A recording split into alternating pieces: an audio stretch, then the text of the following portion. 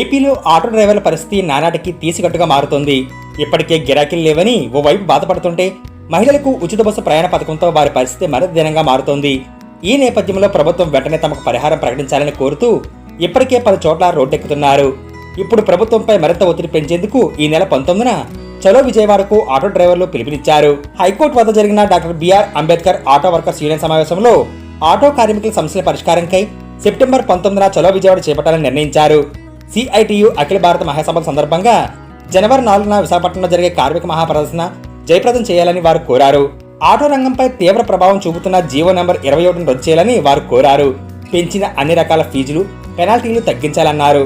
వాహన fitness, ATS automatic ట్రాక్లు private వారికి ఇవ్వడాన్ని రద్దు చేయాలని, వాహన ఫిట్నెస్ ను ప్రభుత్వం నిర్వహించాలని వారు కోరారు.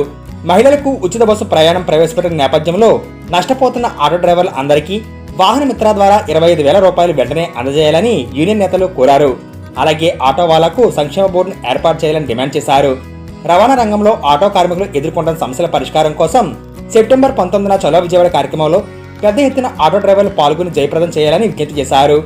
ఓలా, ఊబర్, ర్యాపిడో యాప్స్ ను రద్దు చేసి ప్రభుత్వమే యాప్స్ నిర్వహించాలని కూడా కోరారు. వాహన మిత్ర ద్వారా సంవత్సరానికి 25,000 రూపాయలు ఆటో డ్రైవర్లకు ఇచ్చి ప్రభుత్వం ఆదుకోవాలని వారు కోరారు.